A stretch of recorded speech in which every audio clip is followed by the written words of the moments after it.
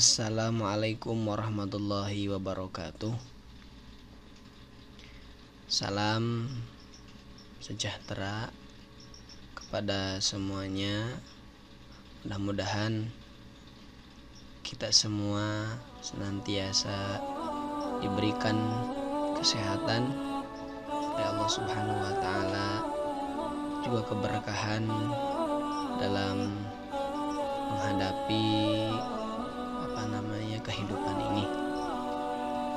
Baik, kali ini Bapak di semester 2 kelas 10 insyaallah akan membahas bagaimana perkembangan Islam masa Khulafaur Rasyidin.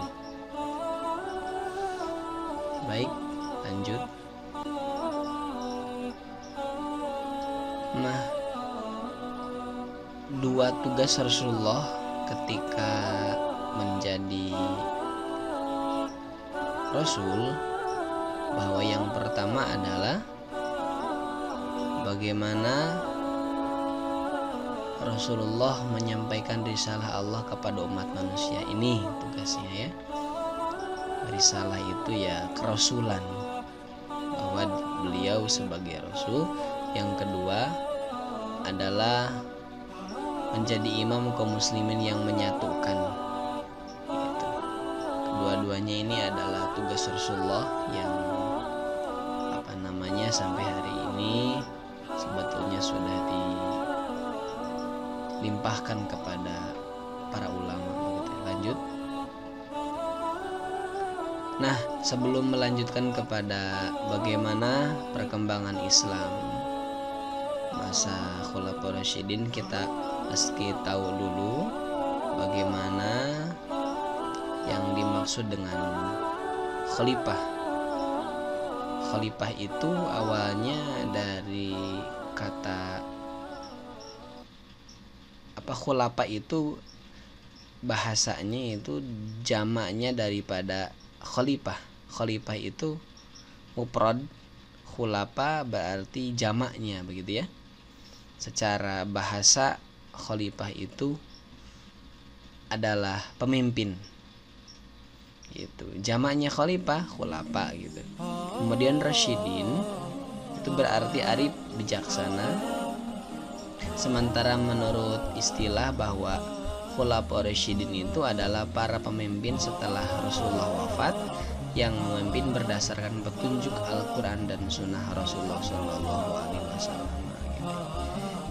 Bahasa Rasyidin yang berdasarkan petunjuk itu. Baik, lanjutkan. Kita tidak lama-lama bagaimana. Nah, siapa saja yang menjadi Khulafaur Rasyidin? Ada 4, kita harus hafal betul. Yang pertama Abu Bakar As-Siddiq, itu. Yang kedua Umar bin Khattab Al-Faruq, diberikan gelarnya ya, nanti ke depan kita akan membahas. Kemudian yang ketiga adalah Utsman bin Affan, Sayyidina Utsman bin Affan, yang diberi gelar atau dikenal dengan gelarnya Dzun-Nurain, gitu ya. Yang keempat Ali bin Abi Thalib, yang dikenal dengan Abu Thurab. Baik, kita lanjutkan. Nah, yang pertama, sahabat yang pertama itu adalah Abu Bakar As-Siddiq, di mana beliau memerintah itu pada tahun 632 sampai 634 Masehi, berarti berapa tahun? 2 tahunan, gitu ya. Adapun kaitan dengan nasabnya secara lengkap itu di sini disebutkan Abdullah bin Utsman bin Amir bin Amru bin Ka'ab bin Sa'ad bin Tayyum bin Murrah bin Ka'ab bin Lu'ay al-Quraisy at-Tayyimi. Ya, ini menurut nasab secara lengkapnya beliau itu sungguh menjadi orang yang luar biasa. Lanjutkan. Sebelum kita melanjutkan kepada bagaimana proses pemilihan, karena kalian harus tahu dulu bahwa kali ini kalian harus mampu menganalisis proses pemilihan Khulafaur Rasyidin. Dalam hal ini Abu Bakar As-Siddiq dulu. Berikutnya adalah mampu menganalisis substansi dan strategi dakwahnya Abu Bakar As-Siddiq gitu ya. Lanjutkan, kita mengenal Abu Bakar As-Siddiq dulu. Yang pertama, beliau itu lahir 2 tahun setelah tahun gajah. Kemudian nama aslinya tadi kita ketahui gitu ya. Beliau itu adalah namanya Abdullah gitu. Bakar kenapa disebut Abu Bakar gitu? Unta yang masih muda, kelengkapannya nantilah. Lengkapnya ini ada kalau di buku paket Abdullah bin Abu Quhafah bin Murrah bin Ka'ab bin Lu'ay bin Ghalib bin Bihir. Kenapa Abu Quhafah beda dengan yang tadi? Ini dengan yang ini?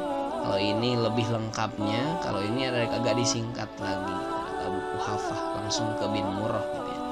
Berikutnya lagi, bagaimana Abu Bakar itu saudagar kaya raya yang berakhlak mulia. Jelas orang yang dekat kepada Rasulullah, akhlaknya mulia gitu ya.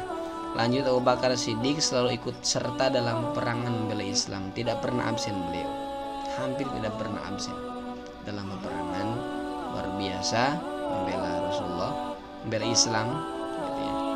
Berikutnya lagi, pemimpin rombongan haji ini tahun ke-9 Hijriah ya.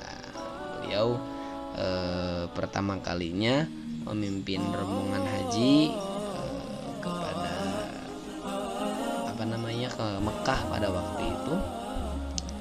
Berikutnya lagi, beliau ketika Rasulullah sakit itu menjadi imam sholat gitu ya.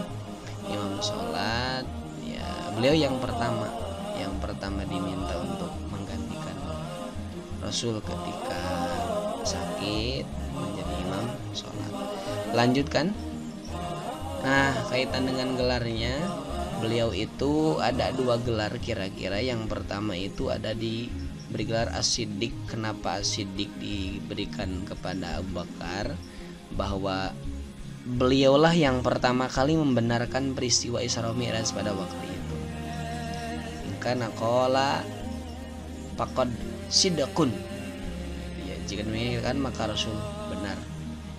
Jadi pada waktu itu ketika Rasulullah pulang daripada Isra Mi'raj, itu ada beberapa umat yang merasa kurang yakin, dan yang paling pertama kali membenarkannya itu adalah Abu Bakar As-Siddiq. Kemudian yang kedua, gelarnya Al-Atiq. Al-Atiq itu karena wajahnya sangat tampan dan terdahulu dalam kebaikan. Al-Atiq, Abu Bakar Al-Atiq, Abu Bakar As-Siddiq, itulah kira-kira yang gelar atau panggilannya Abu Bakar. Lanjut, masih dalam mengenal bagaimana Abu Bakar, beliau adalah orang yang pertama kali masuk Islam dari kalangan laki-laki dewasa. Ini bagian daripada asabiqun awalun gitu ya, dari kalangan dewasanya Abu Bakar As-Siddiq. Yang kedua adalah imannya paling sempurna dari seluruh iman penduduk dunia setelah Rasul. Luar biasa. Nomor kedua ini setelah Rasulullah. Yang ketiga, paling dicintai Rasulullah karena beliau luar biasa gitu ya. Yang menyerahkan seluruh harta bendanya di jalan Allah. Allahu Akbar. Nah, Masya Allah, ini kira-kira yang menjadi bahan teladan beliau untuk kita. Kita tidak mungkin atau mungkin juga gitu ya, sampai-sampai menyerahkan seluruh harta bendanya di jalan Allah gitu. Karena ini kita sudah kurang mampu untuk nyampe sana gitu ya. Lanjut kepada pengangkatan Abu Bakar menjadi khalifah. Di sini Bapak akan minta kalian dengarkan bagaimana ini Rasulullah setelah wafat. Setelah Rasulullah wafat ini tidak ada pesan apapun, tidak ada bagaimana siapa dan apa yang harus dilakukan setelah wafat Rasulullah, sehingga kalian perlu disimak bagaimana alur cerita yang menjadi kira-kira kalian paham. Artinya begini, setelah kalian simak dengan baik, catat ulang dengan alur cerita yang sekiranya gampang mengingatnya. Intinya dengan bahasa kalian, mau di kotret atau bagaimana silahkan gitu ya. Bapak akan minta kalian mendengarkan bagaimana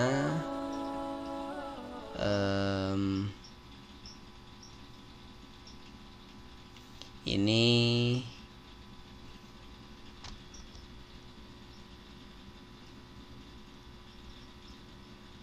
dengarkanlah. Proses pengangkatan Abu Bakar yaitu pada tahun 632 Masehi, karena pada tahun itu Rasulullah wafat atau meninggal dunia. Ketika Rasulullah meninggal dunia pada tahun 632 Masehi, umat Islam sangat kebingungan karena mereka memikirkan siapa kelak yang akan memimpin umat Islam setelah wafatnya Rasulullah. Akhirnya, dari masing-masing kelompok seperti kaum Ansor, kaum Muhajirin, Bani Hashim, mereka merebutkan jabatan tersebut karena mereka merasa bahwa mereka pun ikut andil dalam memperjuangkan agama Islam. Kaum Ansor mereka berdiskusi atau berkumpul, mereka ingin bahwa yang memimpin umat Islam itu adalah salah satu dari kaum mereka. Nah, ketika itu mereka menunjuk Sa'ad bin Ubadah. Nah, Sa'ad itu adalah salah satu kelompok dari kaum Ansor. Akan tetapi kaum Muhajirin berpendapat sebaliknya. Mereka ingin yang memimpin umat Islam itu adalah salah satu dari kelompok mereka. Kaum Muhajirin berpendapat bahwa mereka adalah orang yang pertama kali memeluk Islam, mereka yang menemani Rasulullah hijrah, menemani Rasulullah berdakwah sampai merdeka. Jadi mereka berpendapat bahwa orang yang pantas menggantikan posisi kepemimpinan Rasulullah adalah Abu Bakar. Nah, dari kedua kaum tersebut akhirnya berdebat.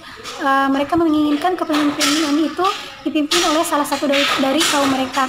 Yang akhirnya dari perdebatan itu diselesaikan ketika Umar bin Khattab mengatakan bahwa kepemimpinan ini adalah hak orang-orang atau kaum Muhajirin. Selain kaum Muhajirin itu orang-orang kerabat terdekat Rasulullah, mereka juga orang-orang yang pertama mati-matian membela dan memperjuangkan umat Islam.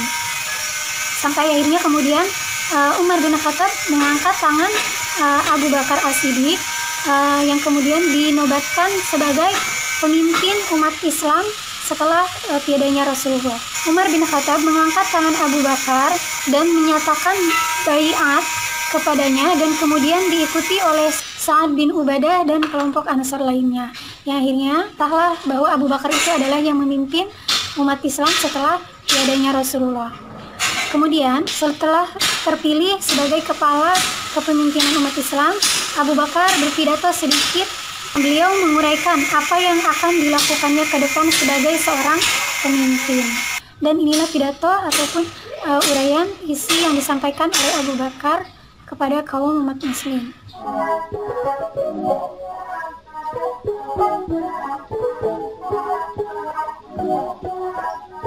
Nah, dari perkataannya tersebut terlihat jelas bahwa Abu Bakar adalah orang yang sangat jujur juga rendah hati. Beliau merasa bahwa tugas yang diberikan kepada beliau tidak akan berjalan dengan baik tanpa dukungan para sahabat-sahabatnya. Nah, jadi untuk pertemuan kali ini cukup sampai di sini, yaitu Miss tadi membahas tentang perkembangan Islam pada masa Khulafaur Rasyidin yang pertama, yaitu oleh Abu Bakar As-Siddiq. Nah, tadi kita hanya membahas biografi singkat tentang Abu Bakar As-Siddiq dan proses pengangkatan Abu Bakar As-Siddiq sebagai khalifah. Jadi untuk judul selanjutnya nanti akan kita teruskan di pertemuan yang akan datang. Terima kasih sudah menyimak. Semoga bisa dipahami. Mohon maaf apabila terdapat kesalahan. Wassalamualaikum warahmatullahi wabarakatuh. Ya, itulah kira-kira cerita singkat. Silahkan sekali lagi kalian catat alurnya, kemudian ceritakan kembali tulisan itu, kira-kira kalian gampang mengingatnya. Lanjutkan Proses pengangkatan Abu Bakar. Secara singkat itu Rasulullah wafat pada tahun 11 Hijriah, di mana kekosongan pemimpin umat sementara Rasul tidak meninggalkan pesan apapun gitu ya. Nah, ketika pada waktu itu, ketika kosong kepemimpinan, golongan Ansor berkumpul di Thaqifah Bani Sa'idah. Thaqifah Bani Sa'idah itu kira-kira tempat berkumpul macam balai lah gitulah gitu ya. Pada waktu itu tokoh golongan Ansor adalah Sa'ad bin Ubadah mengungkapkan pendapat bahwa Ansor lah yang pantas menjadi pengganti Rasulullah. Di antaranya dia berargumen bahwa Ansor itu banyak menolong Nabi Muhammad dan para muhajirin gitu ya. Nah, pada waktu itu ketika Sa'ad bin Ubadah mengumpulkan dua suku Aus dan Khazraj, terdengarlah kabar kepada orang-orang yang ada di Mekah, yang orang-orang muhajirin, di antaranya Abu Bakar As-Siddiq, Umar bin Khattab dan Abu Ubaidah bin Jarrah. Nah, kepada ketiga-tiga ini dan beberapa orang sahabat muhajirin ini menuju kepada Thaqifah Bani Sa'idah gitu, datang kepada tempat itu, nyaris pada waktu itu bersepakat mengangkat Sa'ad bin Ubadah menjadi khalifah. Namun ketika sebelum ya, karena memang tadi juga hampir-hampir menjadi khalifah gitu ya, ternyata Abu Bakar As-Siddiq itu dengan tegas menolak kalau misalkan Sa'ad bin Ubadah menjadi seorang khalifah gitu ya. Abu Bakar As-Siddiq mengatakan bahwa sebaiknya memang menjadi khalifah itu urusannya kaum muhajirin. Kenapa kaum muhajirin? Karena alasannya adalah karena kaum muhajirin itu adalah mereka yang lebih dulu masuk Islam, memeluk agama Islam gitu. Kemudian selain daripada itu juga selama 13 tahun orang-orang muhajirin itu menyertai Nabi Muhammad dan membantunya dalam mempertahankan agama Islam daripada gangguan dan penindasan kaum kafir Quraisy di Makkah pada waktu itu. Nah, ketika itu terjadi, maka akhirnya Abu Bakar mengusulkan Umar dan Abu Ubaidah bin Jarrah untuk dipilih oleh kaum pada waktu itu Muhajirin dan Ansor, silakan pilih. Tetapi ketika suruh memilih malah justru Umar dan Abu Ubaidah menolak gitu. Yang selanjutnya kedua-duanya malah memilih Abu Bakar As-Siddiq menjadi khalifah gitu. Ini tercantum dalam hadis riwayat Bukhari juz 4. Kalau kalian ada LKS-nya jelas ada gitu ya. Silakan kalian lebih jelasnya lagi ada di LKS. Ini luar biasa LKS-nya, detail sekali. Kalau tadi video Bapak inginkan kalian alurnya bagaimana, kalau ini mah hanya sebatas poin-poinnya saja. Silahkan oleh kalian kemukakan, ceritakan kembali bagaimana proses pengangkatan Abu Bakar As-Siddiq menjadi khalifah gitu. Itu ya. Lanjutkan setelah kita membahas bagaimana proses pengangkatan Abu Bakar As-Siddiq jadi khalifah, kita masuk kepada substansi dan strategi dakwah Abu Bakar As-Siddiq, di mana paling pertama itu adalah adanya peristiwa riddah. Apa itu riddah? Riddah itu pemurtadan lah, intinya begitu. Dimana pada waktu itu terjadi peperangan kepada orang-orang yang keluar Islam. Jadi ketika Rasulullah Shallallahu Alaihi Wasallam meninggal, wafat gitu ya, muncul karena Rasulullah wafat maka perjanjian sudah tidak ada lagi gitu. Ya, maka muncullah secara singkat perang riddah dilakukan. Walaupun pada akhirnya pada perang riddah ini kaum muslimin yang dipimpin oleh Abu Bakar As-Siddiq memberikan prestasi yang luar biasa, artinya kalah gitu lah ya. Yang kedua adalah masih dalam substansi, di mana masih bersatu dalam peristiwa riddah ini adanya orang-orang yang pembangkang zakat gitu. Artinya bahwa yang pertama pada waktu Rasulullah ada itu mereka ngikut, mereka nganut. Nah, ketika Rasulullah wafat, mereka malah tidak mengakui sistem pemerintahan Islam, termasuk malah tidak mau membayar zakat. Berikutnya lagi masih dalam perang riddah ini, ruang lingkupnya munculnya nabi-nabi palsu. Kalau kalian ada di LKS-nya itu ada di halaman 8, di mana ada nabi-nabi palsu pada waktu itu, pada zamannya Abu Bakar As-Siddiq. Ada Musailamah Al-Kadzab, ada Aswad Al-Unsi, ada Tulaihah Al-Asadi gitu. Ada Tulaihah bin Khuwailid Al-Asadi ini, ada Malik bin Wairah gitu ya. Ini kalian hafalkan betul, nabi-nabi palsu pada waktu Abu Bakar As-Siddiq memerintah.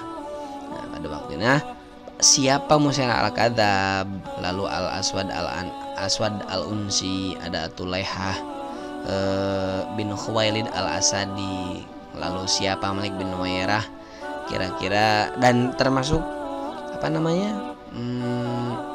bagaimana terbunuhnya gitu. Itu ada di LKS kira-kira yang lebih detailnya begitu ya.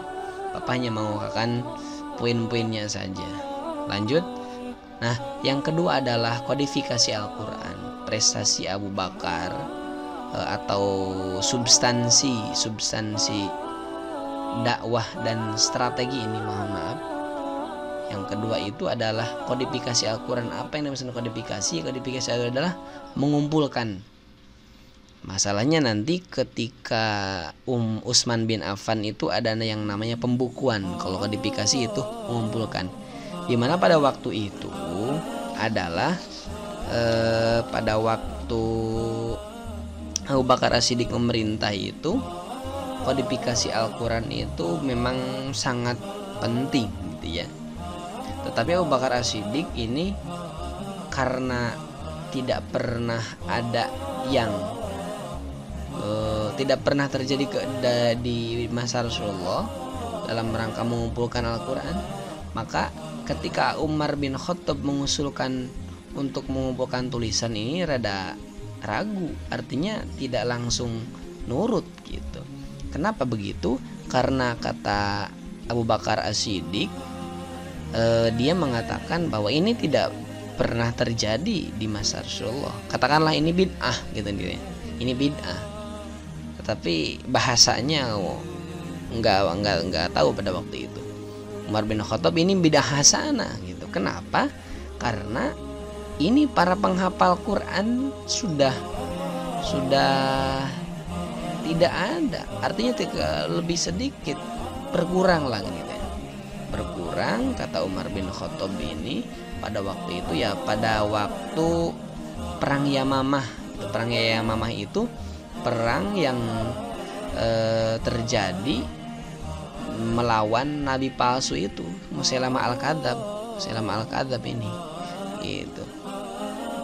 Maka pada waktu itu para penghafal Al-Quran, tahfidz Al-Quran berkurang, sehingga diusulkan pada akhirnya beliau Abu Bakar As-Siddiq akhirnya mengikuti bagaimana saran yang dikemukakan oleh Umar bin Khattab. Lanjut saja, bahwa Zaid bin Sabit yang memimpin pada waktu itu. Kenapa memilih Zaid bin Sabit?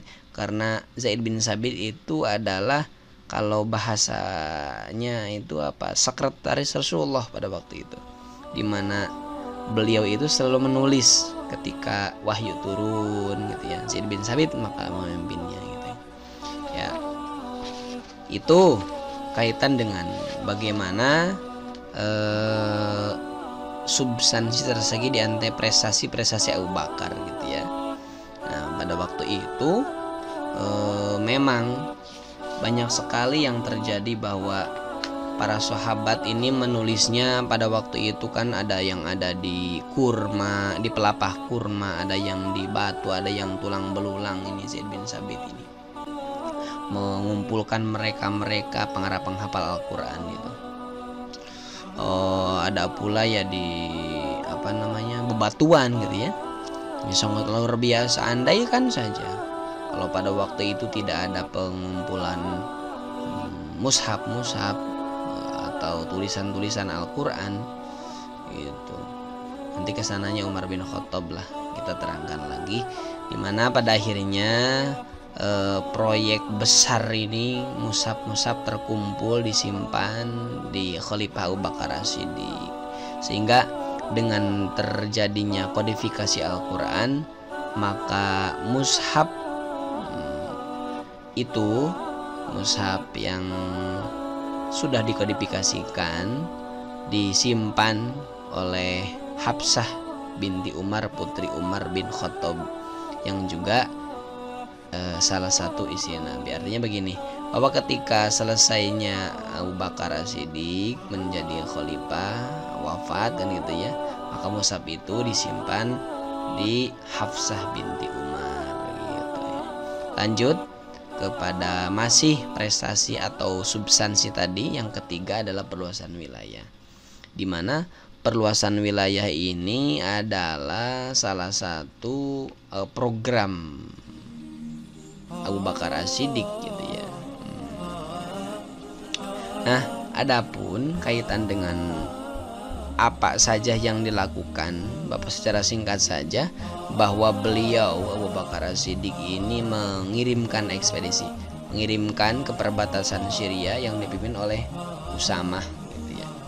Oleh Usamah dipimpin, dan Usamah membentuk 4 pasukan, dan di antara pasukannya pasukan Abu Ubaidah bin Jarrah kirim ke Hims dan Huma. Ada Yazid bin Abu Sufyan kirim ke Damaskus. Ada Surabil bin Hasanah dikirim ke Yordania. Ada Amr bin As dikirim ke Palestina. Adapun Ikrimah ini macam apa ya, jaga aji kalau bahasa bapak sih.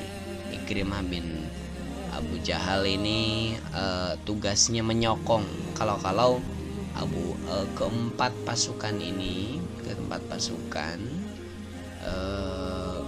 perlu bantuan mana. Nah, maka Ikrimah bin Abu Jahal ini yang dipanggilnya oleh Abu Bakar As-Siddiq untuk menemui keempat pasukan itu. Nah, keseluruhannya itu jumlah kaum muslimin yang dipimpin oleh masing-masing pasukan itu jumlahnya jumlah 18.000 personil gitu. Sementara yang pasukan Romawinya berjumlah 240.000 orang gitu ya. Intinya tidak imbang lah dengan kaum muslimin pada waktu itu. Sulit untuk menembusnya. Bagaimana ceritanya yang lebih lengkapnya ini sudah ada di buku LKS, kalian detailnya kalian bisa lihat lah gitu ya, bisa ada tersedia di perpustakaan. Nah, itu kira-kira sedikit ulasan daripada proses pengangkatan Abu Bakar As-Siddiq menjadi khalifah, dan substansi dan strategi dakwah Abu Bakar As-Siddiq. Jangan lupa di like and subscribe Nana Mistara channel. Insyaallah Bapak akan banyak melaksanakan pembelajaran di YouTube ini. Mudah-mudahan Meskipun dalam masa pandemi, keadaan sulit, kalian tetap semangat untuk melaksanakan pembelajaran, jaga kesehatan. Wallahul muwaffiq ila aqwamit thoriq. Wassalamualaikum warahmatullahi wabarakatuh.